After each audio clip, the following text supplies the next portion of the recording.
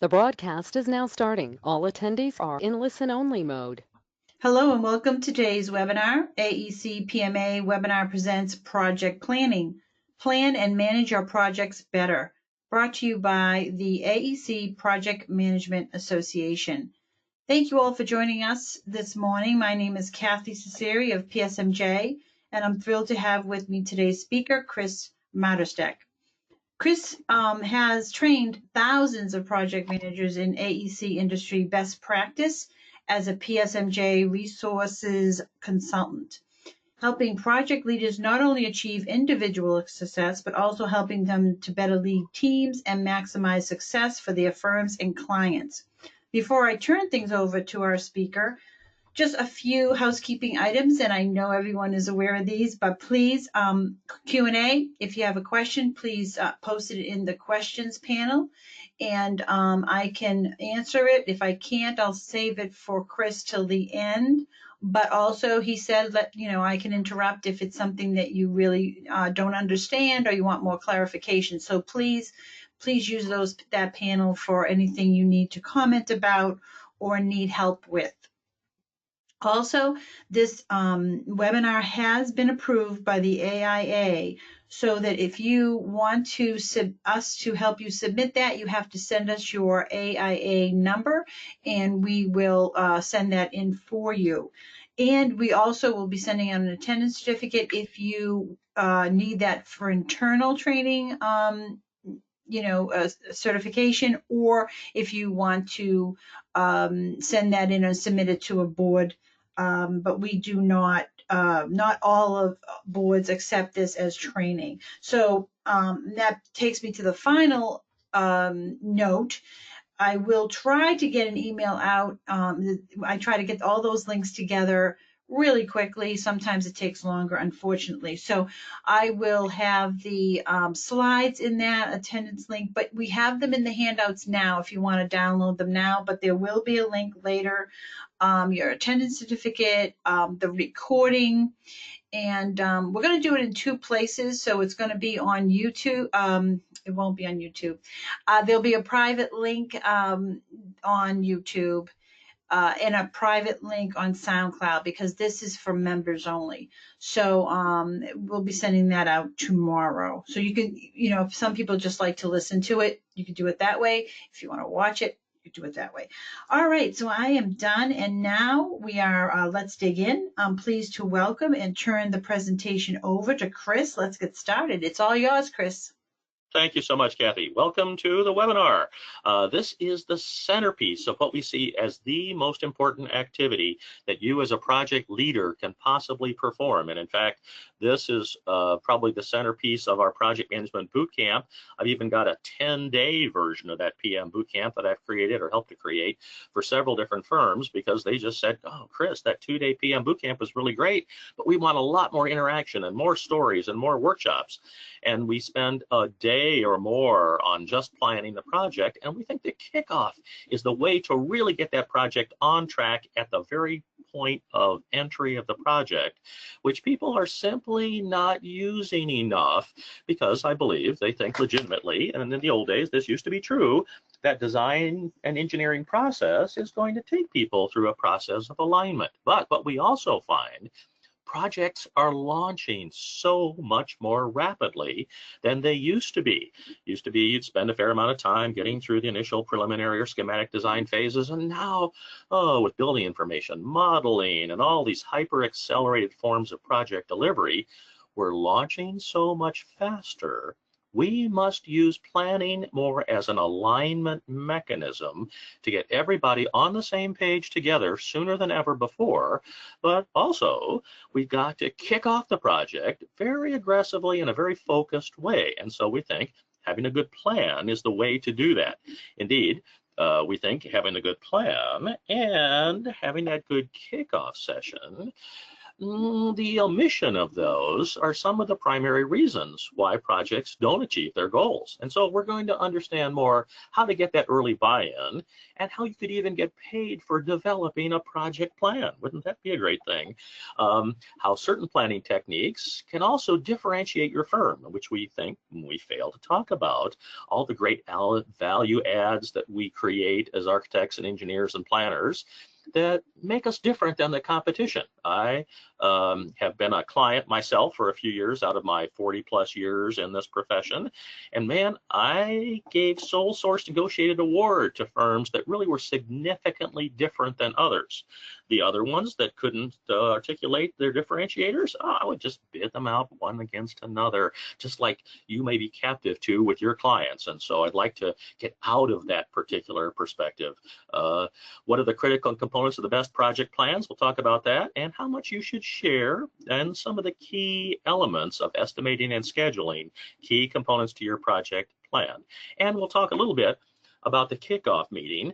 I am going to talk even more about kicking off the project in my next webinar, which will be in about a month in early December, and that'll be on quality management as well as much more information on the project kickoff. I just got a little bit today to share because planning is such a comprehensive topic, so let's get into it. I do want to just at least mention a bit of my background.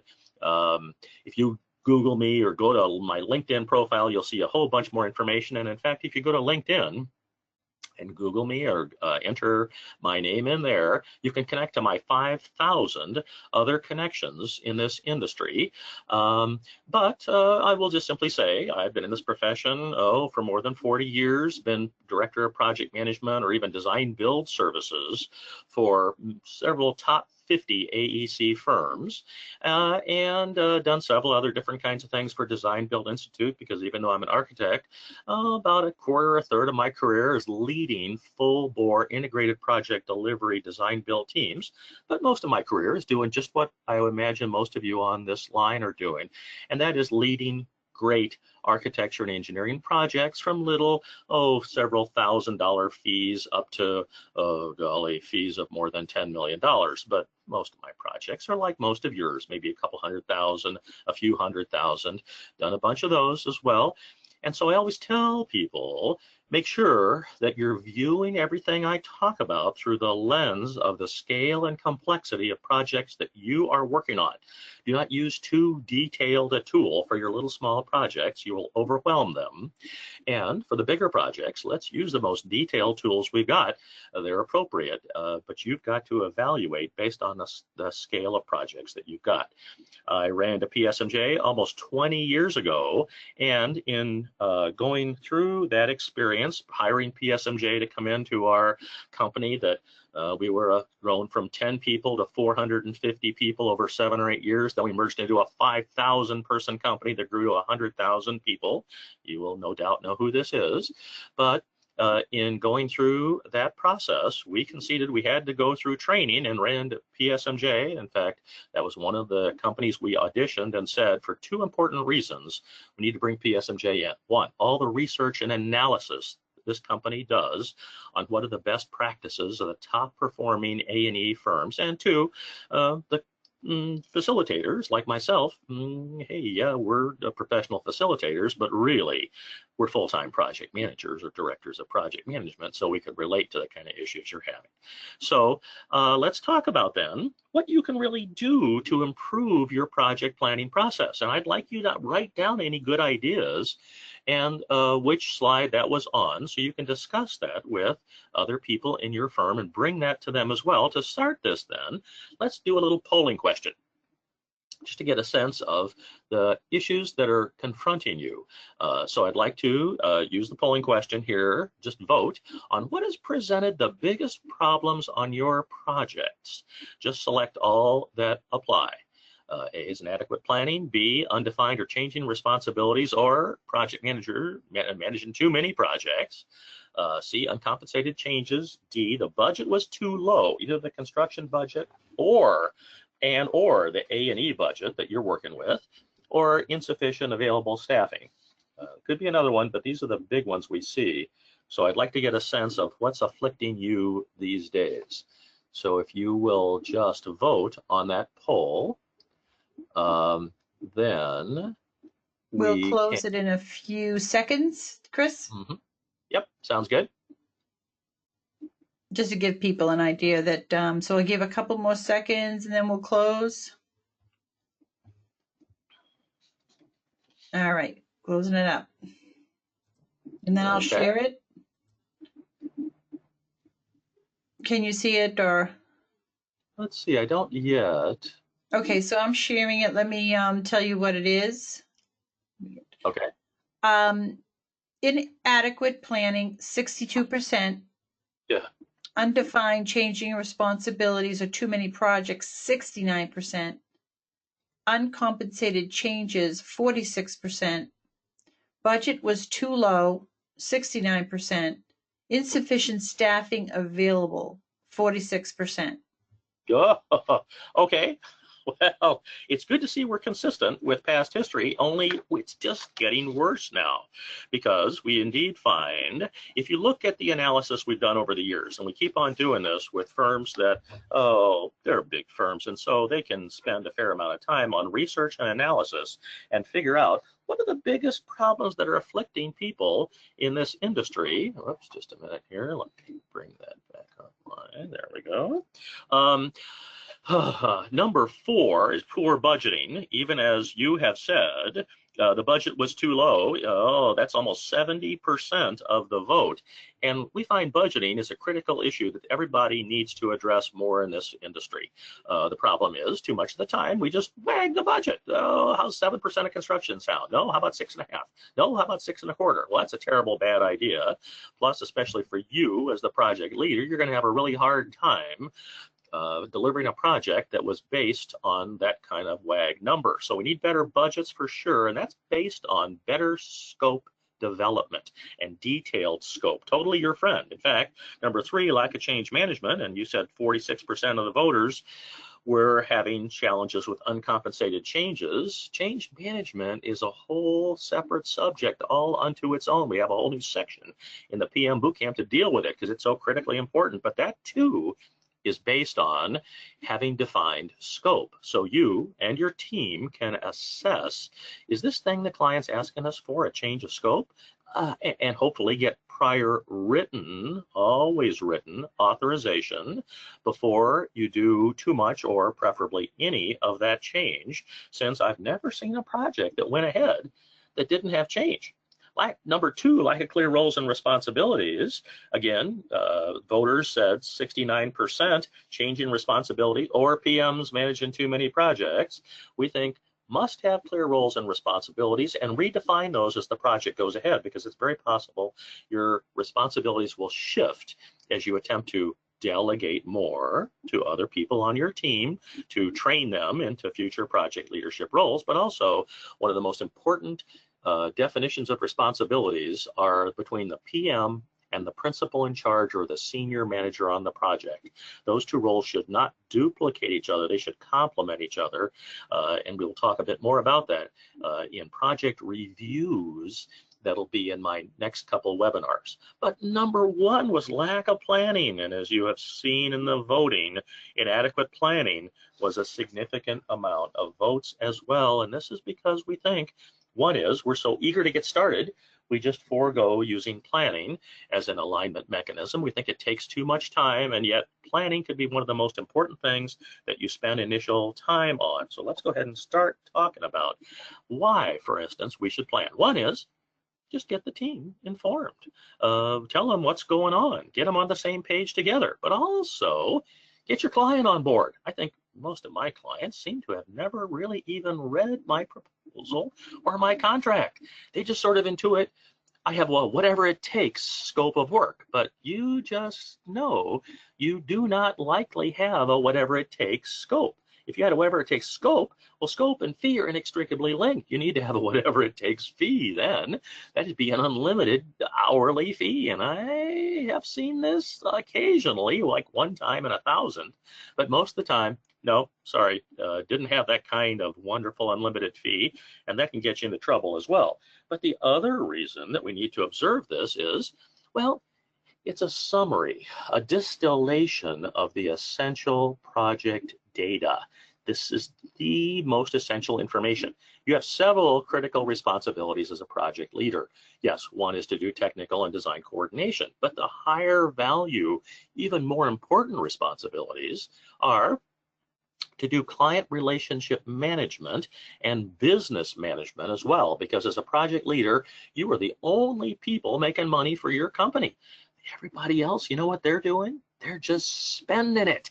I don't care if they're CAD operators or all the way up to senior managers and owners of the firm.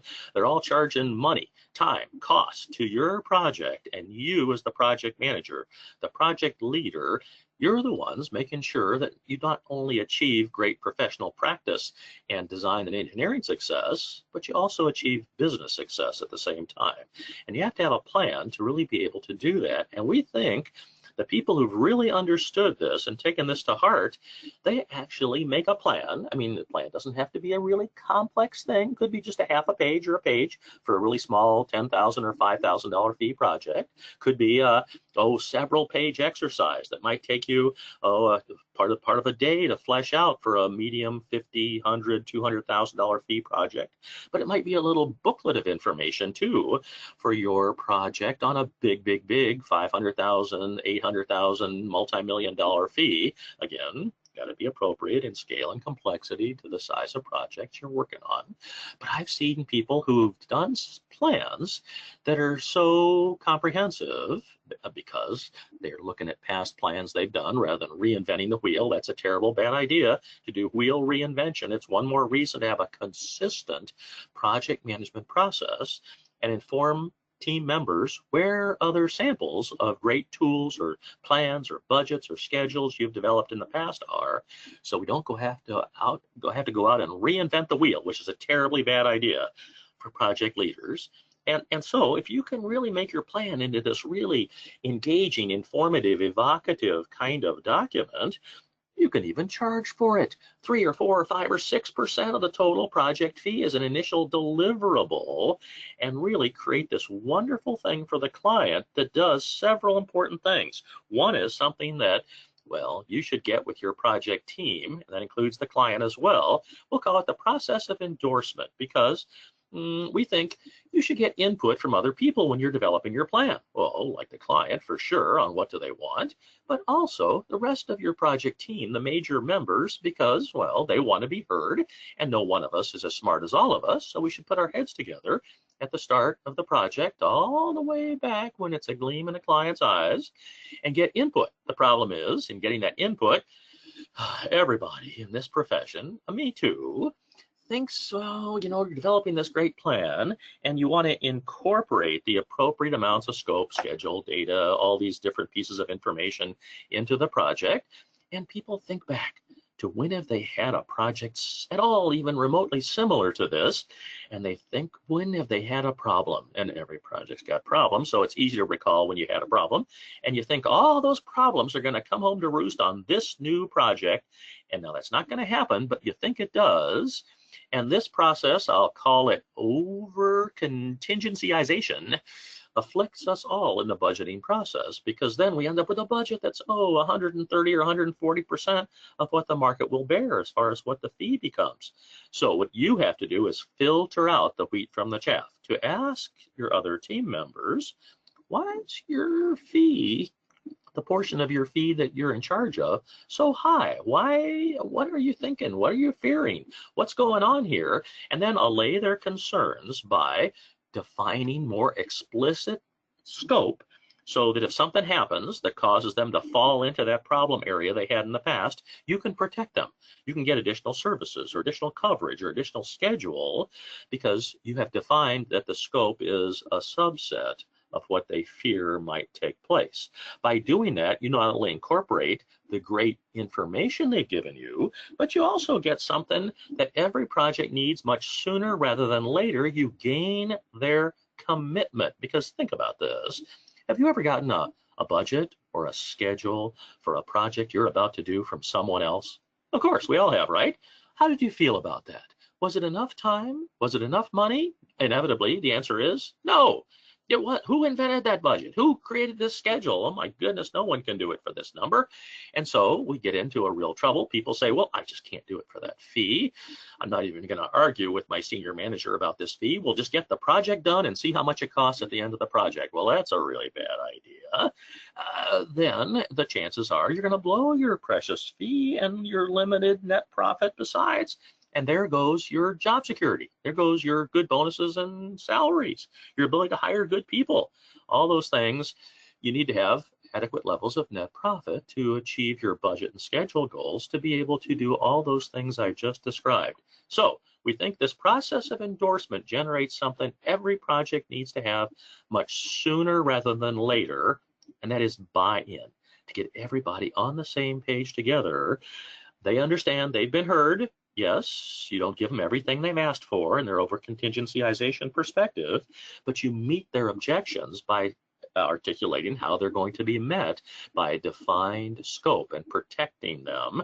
And you generate this with clients as well in the kickoff meeting very aggressively.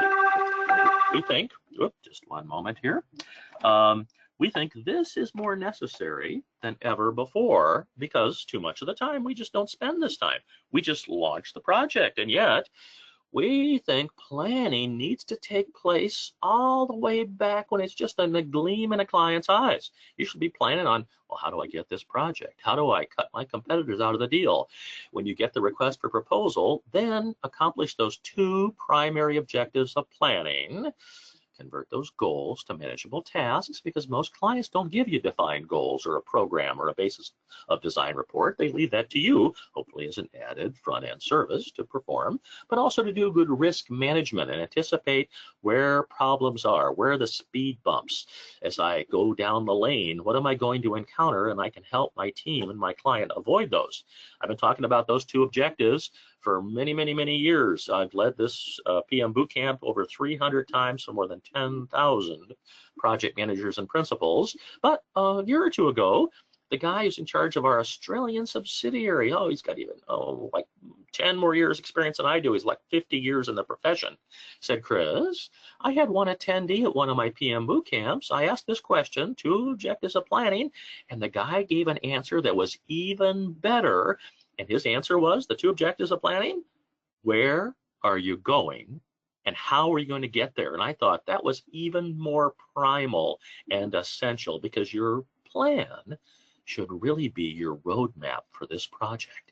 Well, where are you going with this roadmap? Where is it going to lead you to? And even as important, what's the route you're going to choose to take to get there? That's the most efficient route. That, well, maybe you do a few scenic things along the way, but you want to get there as efficiently as possible. And you want your team to understand what's that route as well. And then understanding what those client hot button issues are. Submit your proposal, negotiate the contract, get the award, and then when you mobilize the project, we think you should take what really was the guts of your project management plan, and that's your proposal, and flesh it out into a full bore project management plan. Now, if this step takes you a bunch longer than the time I talked about a few minutes ago, a half hour to an hour for small projects less than 15 or 20, 30,000 bucks, maybe it's the better part of a day. For a project of 50 to a couple $100,000, maybe it's the better part of a week. For 800,000, a multi-million-dollar fee. If it takes you much more time than I've just described, we think you need to go back and challenge the adequacy of the proposal development process. Because too much of the time, those people who are submitting proposals, they are strapped for time. They're trying to submit a lot of proposals so you can have enough work to be gainfully employed. And maybe they shortcut the process and go, well, client, how's 7% of construction sound? How's 6.5? How's 6.25? Well, that's a terrible, bad reverse auction concept on how to achieve this process. A very poor concept indeed. But some people resort to it because they don't have a lot of time. But then when you get the project, as you mobilize, you have to do all the work that wasn't done back here, and you might find the result is very, very different than 6.5% of construction. It might be 7 or 8% of construction once you really do the heavy calculations. That's why we think a lot of that analysis should be done all the way back here. And the firms that are super successful at doing this and really create this great project management plan that I talked about a couple minutes ago, they even recognize a lot of their proposal development work was really chargeable work in the creation of the project plan. And so they roll part of the cost of the proposal into the cost of the project. They become cash flow positive instantly by charging for this as an initial deliverable, minimize their overhead expenses, plus they have this amazing project roadmap that really connects to clients, that lets clients see what's this project all about, how's it going to be achieved, who's going to achieve it, in what schedule are we going to achieve it, and it becomes a super high level differentiator as opposed to most A&E firms who at the end of the planning phase, they don't give out a planning booklet like this. They just give their client an invoice for services to move forward, and that's just not what you want to communicate to your clients. You are the teacher, the educator, the mediator, the facilitator, the integrator of this process. Well, you should act like it and show clients this great knowledge and project delivery management skill set you have to differentiate yourselves from the competition. Talk about your strong, consistent project management process. It's the firms that did that with me when I was a client that I went eventually and started to give sole source negotiated award to, because I recognized they had strong control of the process and I needed them to be successful in their doing work that I wanted to get done. And then, well, once you've done all that, do the work, and before you lose money, close the job number. Well, so therefore, we think your proposal is your first draft. You flesh it out after the project's secured. It consolidates information and access this great planning and communication tool. Now, generally, I like to be super transparent, and all these are elements of a project management plan. And in the proposal phase, I'm going to do a fair amount of these, just enough so I understand what the fee and schedule implications are, so I can craft a good schedule and a budget. In the negotiations, well, yes, I think you'll go through a certain amount of discussion with clients on some detailed discussions on budgets, but detailed scope is totally your friend in a negotiation. Because when a client starts to negotiate with you, and I'd rather not have clients do this, I'd rather just have them say, okay, Chris, that looks good. Let's go ahead and get started. I mean, that's the way we act with all these other professionals. I just had a cracked tooth removed yesterday. Do you think I went to 5 or 6 different oral surgeons and I bid their services out one against another and then picked the cheapest one? No, I went to the top oral surgeon I knew and I paid them whatever they wanted to get that work done. Well, how come we're not treated like this as professionals? And I think there's some important reasons why. We lost those rate schedules back 30 years ago when the Department of Justice accused us of monopolistic business practices. And we lost those rate schedules we used to have in the industry that were great tools, but also we're so highly affiliated with another set of services, and that's construction that gets bid out all the time. Well, clients bid us out as well, and we've let it happen to ourselves. And so when clients want to negotiate us down, you have to show clients that, well, I've got these phases of work, 30 or 40, 50, $100,000 phases, design development, schematic design, whatever it is. When clients start to say, oh, that number's so high, let's just take 10% off that number, you have to then go to a detailed discussion, detailed scope, totally your friend. And you can say to the client, now look, client, let's talk about the individual deliverables that are part of this particular phase, and you can tell me, where do you think I can start to cut fee? And clients soon quickly find that as a result of that detailed discussion, the only way they can meaningfully reduce your fee is to delete elements of scope, and that is indeed what you want to show them, and that's your friend in the negotiation phase. Now, when the project launches, then we've got these front-end issues resolved, and we can really focus on these late-breaking ones. So let's talk about all those. Before I do that, let's ask another polling question. Here we go. What was the biggest reason or reasons for the problems that you earlier articulated, like undefined planning, changing responsibilities, uncompensated changes, the budget was too low? What do you think, for the problems that you listed, the problems you're having, what do you think was really happening back there behind the apparent symptoms of those problems? What kind of things were occurring that you felt were the real reasons behind these issues? So let's quick vote, and we can talk to some of the biggest underlying issues that are responsible for this as well. Yeah, we have So, a little bit of the poll. People voted, but let's give them a few more seconds. It's like yeah. half, 50%. Let's get it. Anybody have this happen to you?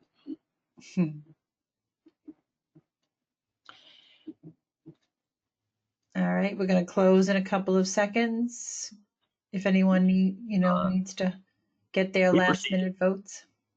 Yeah, just quick vote here, and as soon as you're done, Kathy, please feel free to announce the results. But we think all of these are really reasons for project managers, if humanly possible, to be involved in the proposal development process and sit at the negotiation table. So your senior manager who's leading the negotiation can't just reduce the fee to get the proposal approved, because you're there to protect your fee, protect the schedule, and articulate to the client the requirements of the project, and offer opportunities to reduce non-essential scope, things that would be nice to have for the client but non-essential, so that you can reduce the fee or the schedule rather than just take it on the chin and cut the budget or the schedule. Okay, here we go. Let me share it with everyone. So it is undefined scope of our services, 58%, inadequate fee and our unpaid changes, 67%, accelerated schedule demands, 58%, insufficient oversight quality management, 42%, and finally, inherited project from another PM or no early PM involvement, 33%. Okay, sounds good.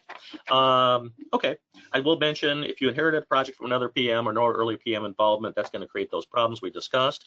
That's why if another PM is starting that project, but then it goes on hold and then you end up with it, you should sit down with that PM to figure out why did they participate in the proposal development, why did they think this number was whatever that number was, so you can get their history of development. But if you look at the higher voting issues, one is inadequate fee or unpaid changes.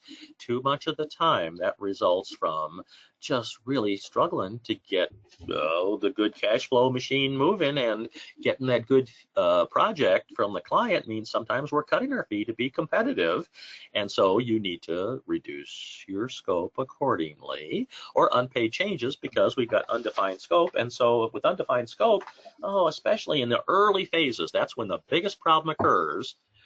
We think we're doing this little change. It's just a few hours. We don't want to nickel and dime our clients, so we move ahead. And then it becomes a few hours more, and it's a few hours more. And now it's like not 2 or 3 or 5,000. It's 10 or 15 or $20,000 in fee that you realize you've spent. And then you go to the client to look to get paid and identify this change to them. And what's happened to your leverage now to get paid? Well, of course, it's flushed down the toilet. So you've got to articulate this to the client. When you find the least possibility exists that you are doing added work, you should identify this. Sometimes you don't want to nickel and dime your client, but you always want to mention it to them, because even if you're not going to charge them for this, you are owed their goodwill and gratitude for having given them this extra thing, whatever it is, and not charging them. But certainly, you ought to be setting up a separate task number to track the hours for this thing. But you ought to be talking to your team. And this is one of the biggest issues. Your team is your scouts out on the frontier of your project. They're seeing potential changes before it even may be manifest to you. And that's why you want to be going through detailed scope with your team and telling them especially what are, I won't call it exclusions, I'll call it additional services. That's a much better name, isn't it? Same thing, but sounds better. So that your team, if you're threatening to do something that's not in the base scope, can come to you and say, hey, project manager, team leader, what do you think? We're starting to do this particular thing, and you mentioned there's a good idea. It's a good idea to talk about this before we go too far along this.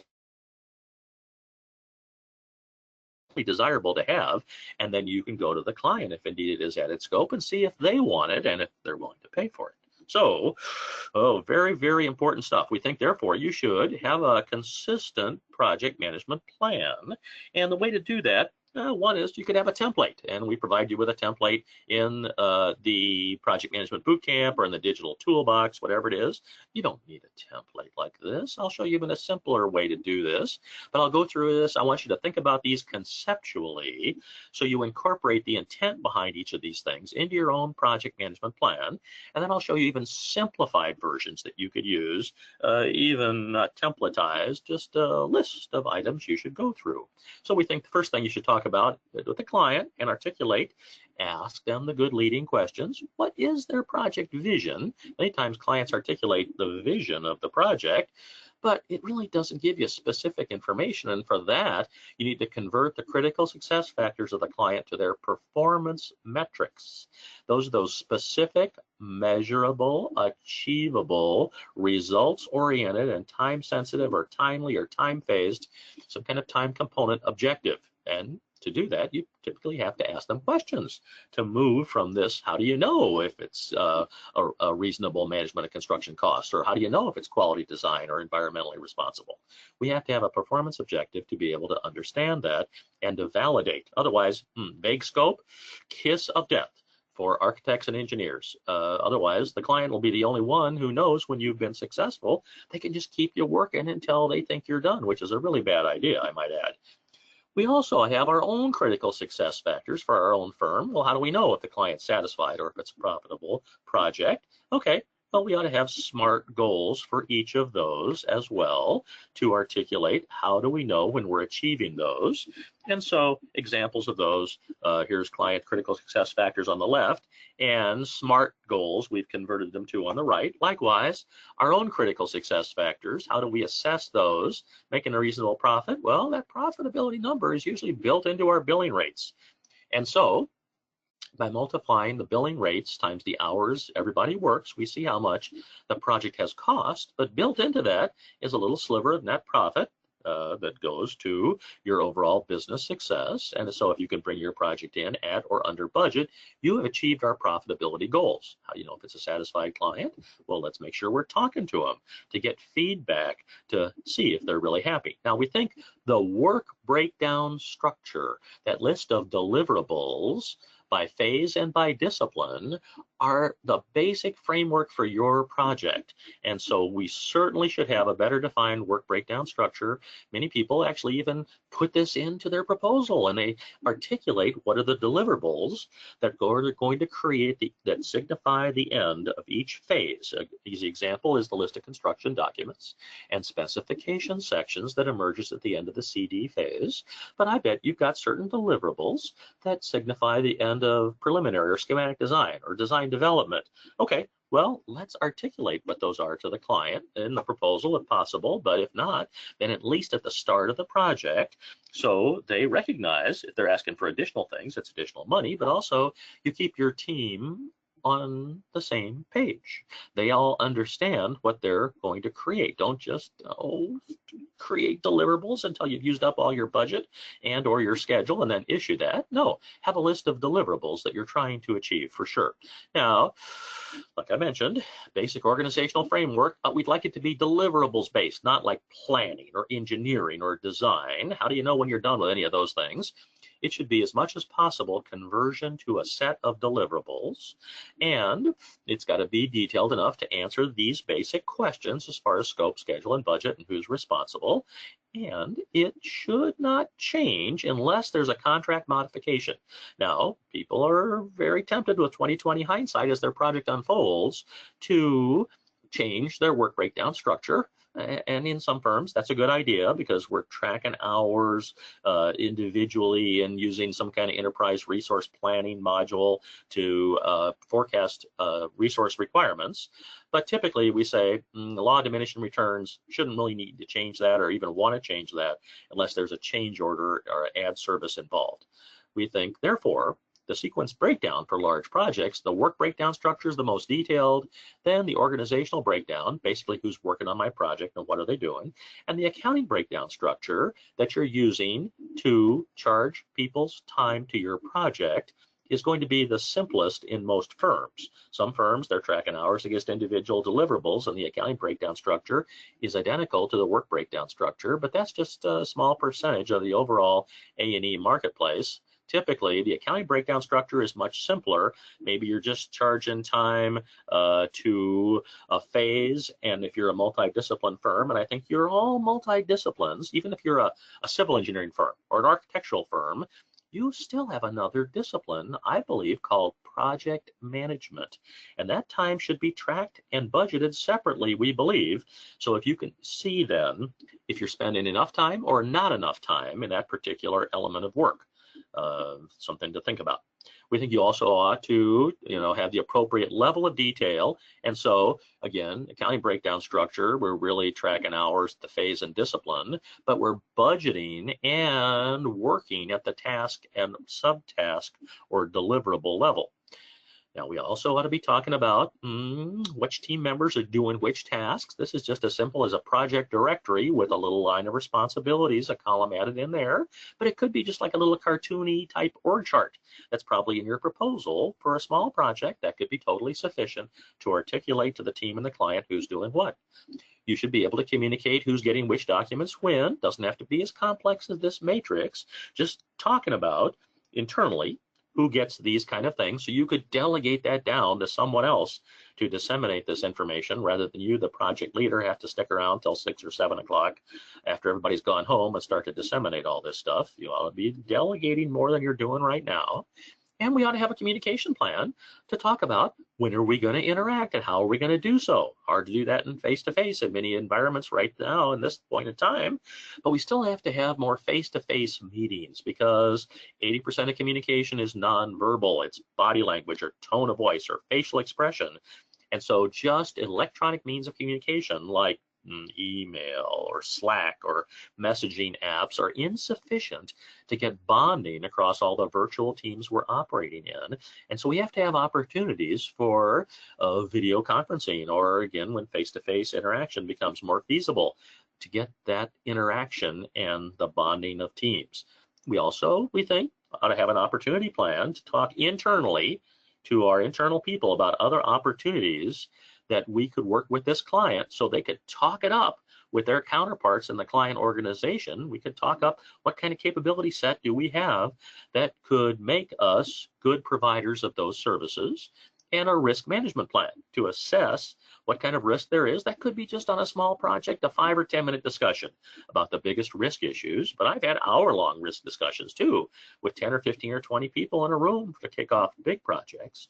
So again, make it appropriate to the project scale you've got.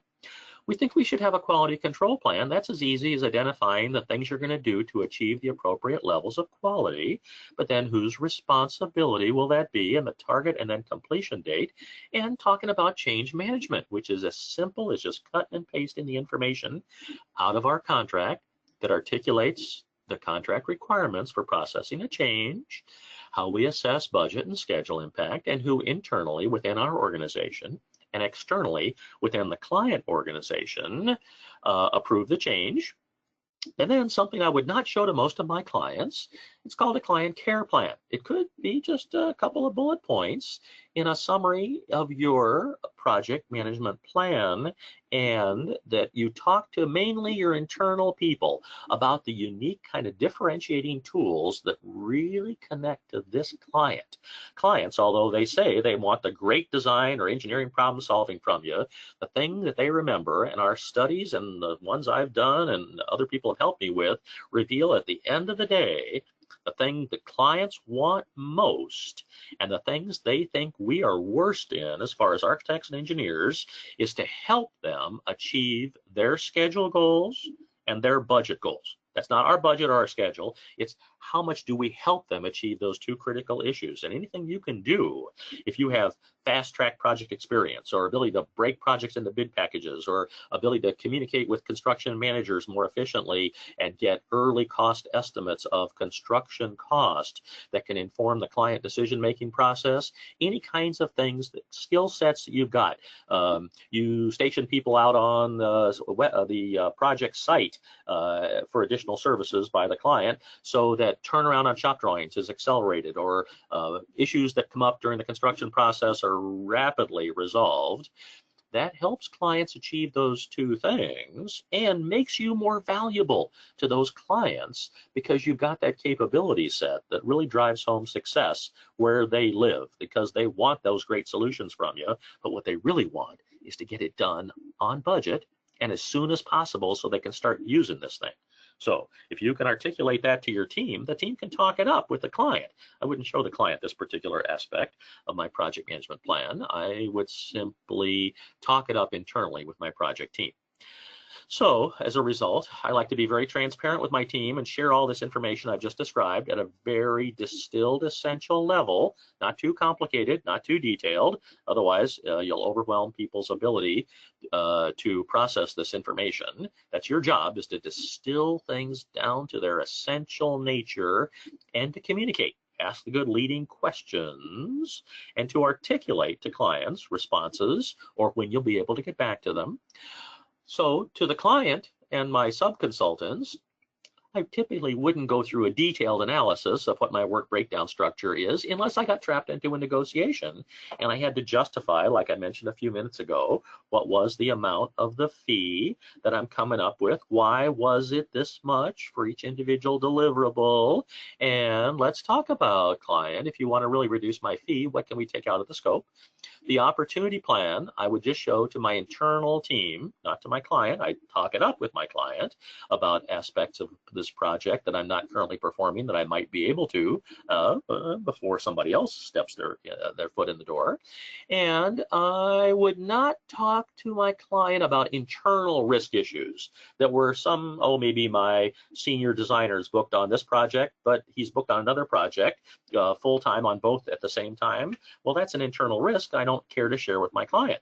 I would solve it internally. But if it was an external risk issue, maybe the client's budget is 70% of what you have experienced projects like this would take in the past, that's a significant external risk that we think for sure you should share with your client.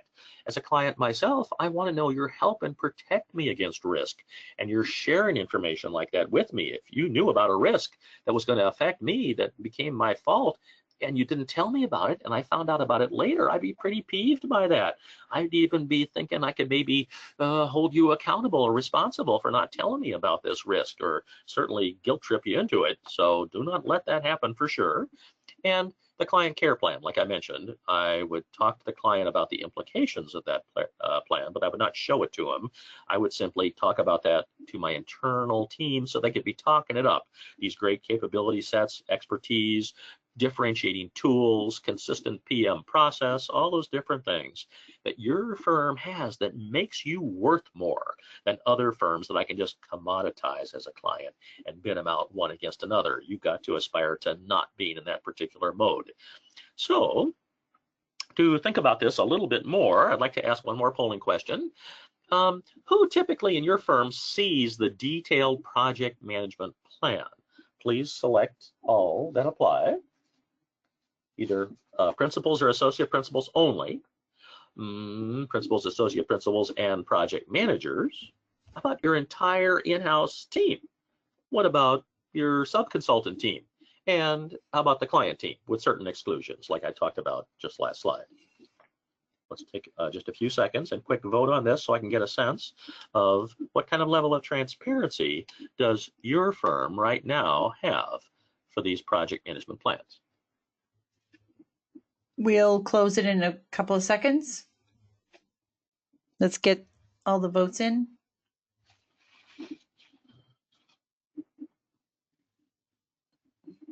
Okay, looks like everyone's voted.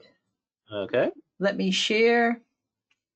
Okay, nobody said principals or associate principals only. I hope that's wonderful. Let's see what the answer to the next one was. 27% said principals, associate principals, and PMs only. 47% said the entire in-house team. 13% said entire in-house and sub-consultant team. And 33% said in-house and client team with Okay. exclusions.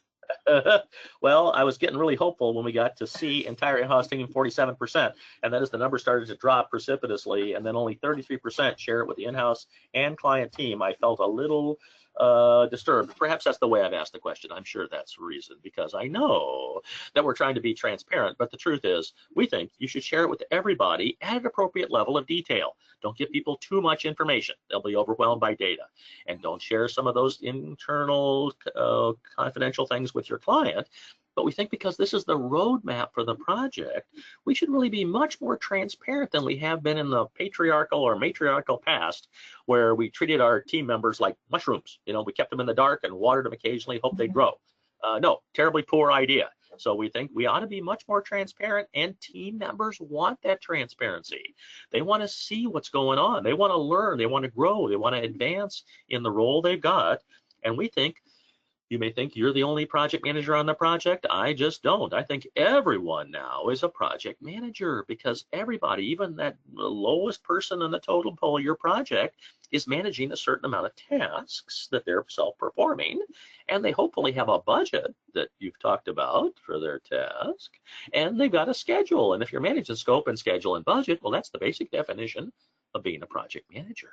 So we think everyone is a project manager now. We're not giving them enough information, or perhaps detail, or responsibility, accountability to be able to perform those roles. And yet we all should be constantly aspiring to constantly training our own replacements, even principals, because one day, hey, they're going to be 80 or 90 years old and want to retire. And if they haven't trained their replacements to grow into that role, well, then the firm sort of dries up and blows away, or gets sold to a big consolidator of firms, and you know where that could lead you. So we think, even if you're a project leader doing a great job, you ought to be training your project engineer or your project manager to help you to grow in their role. Maybe they don't want to be a future project manager, but they want to assist in the PM activities, or be a better scheduler, a budgeter, or documentarian of the process. That's a key part of their responsibility. They are your junior PMs in disguise. Even if they don't formally have that role, they should be playing it, and you should be training and mentoring and coaching them to be able to do that. So we think, therefore, ought to be training them in some of the most critical components of planning the project. One is schedules. Scheduling should be a complex process. Really, the easiest form of scheduling we've got is just a milestone list of dates like this. That could be totally appropriate for most projects. Want to get a little bit more complex? We could go to a bar chart, or even a critical path method schedule. And so a bar chart, or a milestone list of dates actually could be as simple as this. This is a super simple project management plan for just a little, look, $3,000 fee project. It articulates the series of work elements. There's the task lead, and what's the budget. And I tend to communicate with my team members in hours rather than dollars of fee. My clients, I translate and talk in hour and fee dollars. That's a language they more readily understand. And then what's the date this will be done by? I'm using this as an example of a good list of milestone dates, but it's also a good example of just a very, very, very super simple project management plan, even tracking how much we've completed in the earned value, which is a subject for a different discussion on monitoring and tracking your project, and assessing not just how much you've spent, but how much you've achieved. So super simple scheduling method, totally satisfactory. Now, if you want a little bit more information, then a bar chart, which could be just an Excel graphic, or a Visio, or a Microsoft project without relationships built in, provides a lot more information, not just the end of each element, but the start, and you can see which things are happening that are concurrently. So just by a little bit of additional work, this becomes a much more graphic tool, which we think is much more valuable, and we encourage you to do something like this for medium-sized projects. And for bigger projects, well, using a critical path method where you build in the relationships. We're seeing more and more people do this, especially because we think clients, they're grudgingly willing to give you additional fee for additional scope, but are they ever giving you additional days of schedule? Too much of the time they do not. And so Crafting a critical path method schedule on medium to larger size projects we're seeing happening more and more frequently. So we can see the relationships built in, and if it's on the critical path and anything gets affected that's on that critical path, well then the schedule has to extend. A full bore CPM schedule might look like something like that. And a full wall schedule, great interactive kind of way to get everybody on board, but it's a very time consuming process. And so typically we don't see this happening unless it's a multi-million-dollar fee to get 7 or 8 or 10 people in a room for the better part of a day. Could be a very expensive undertaking, but it's like that process of endorsement creates great buy-in over the course of the project. Similarly, we ought to be using the right budgeting methods for our project management plan. The 4 critical budgeting methods, upward, downward, unit price, and staff level.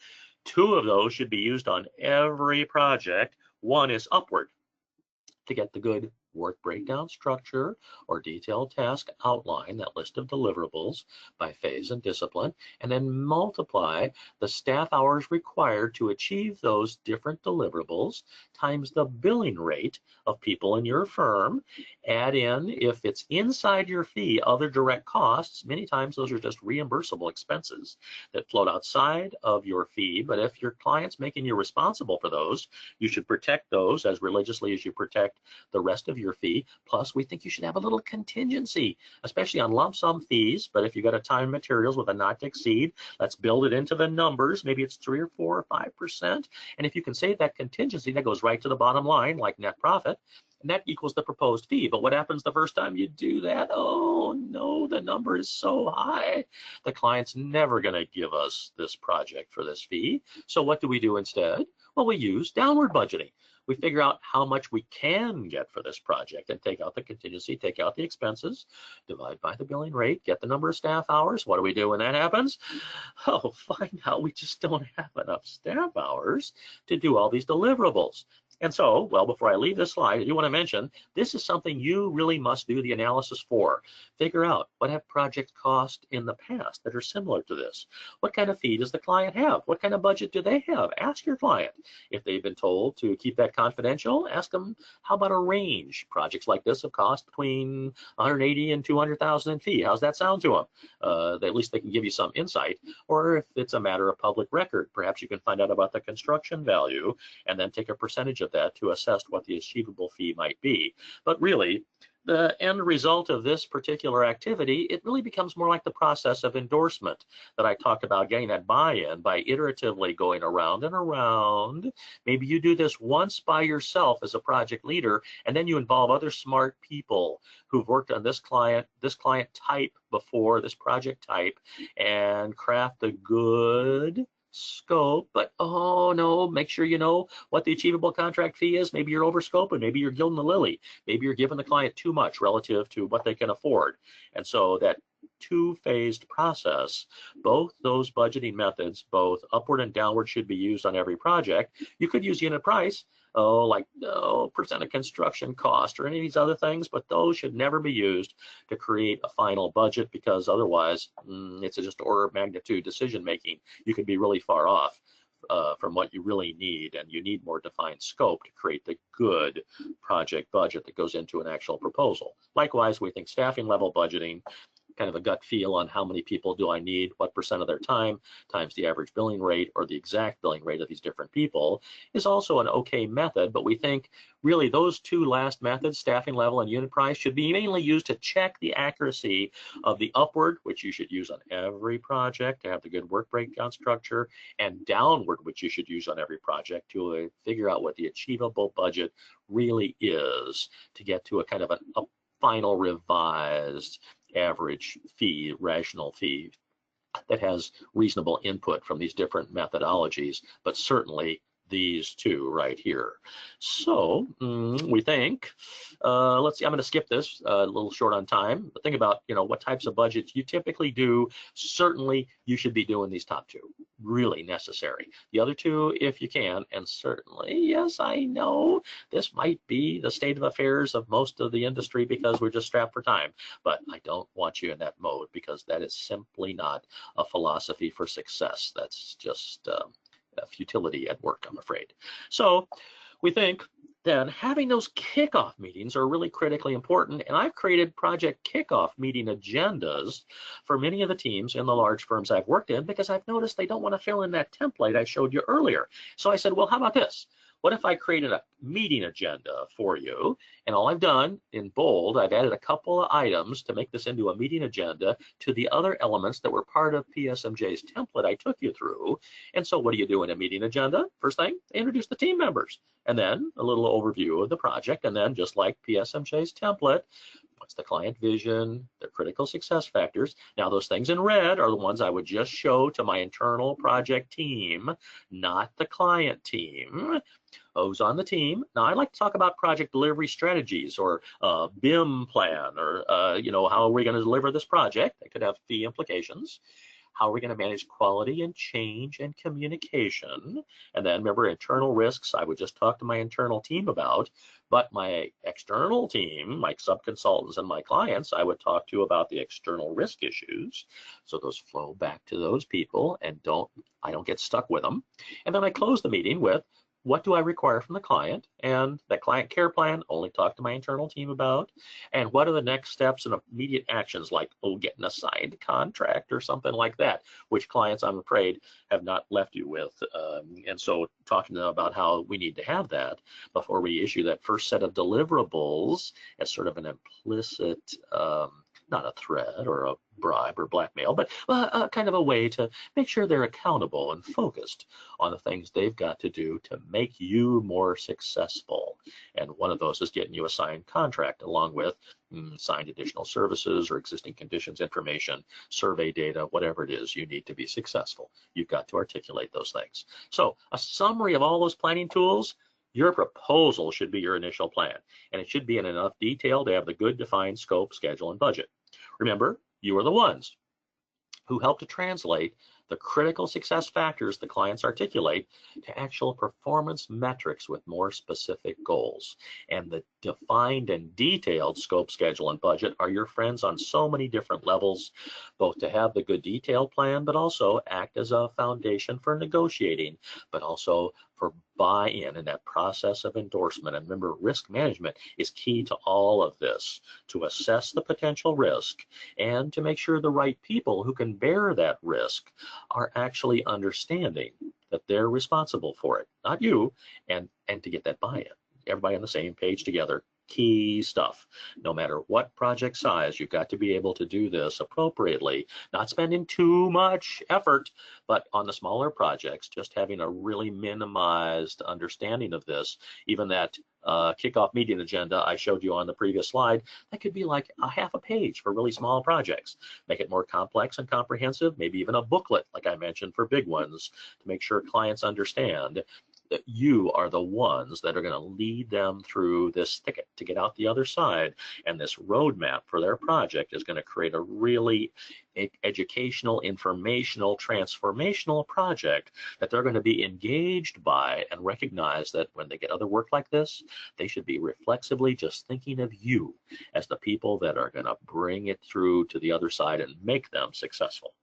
So, as you all well know, we also, indeed you're all part of the AEC Project Management Association. I'll let Kathy talk to that.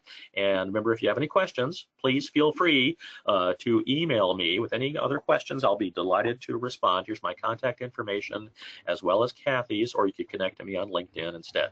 I'll close with this slide right here. Kathy, it's all yours to close. Okay, that wraps up the webinar. Please, if you are in the audience and you're coming close to your expiration, please think about renewing. And thank you all for being a part of our association. You will receive an email tomorrow or sooner with the links to the webinar and the recording and the slide deck and all that. So that's it. Sorry we didn't get to any questions. We'll follow up with you if you do send one in. But thank you, Chris. Any last words? No, but well, yes, of course. I always have last words. That is, remember, planning is the foundation for everything that follows. Just like a building needs a great foundation, a plan forms the foundation for your project, and you, as the project leaders, are the ones that we think should be most responsible for this planning exercise to get everybody on the same page together. Great. Thank you, everyone, for listening today. Have a great day. Thank you, Chris. Thank you all. Bye-bye. Bye.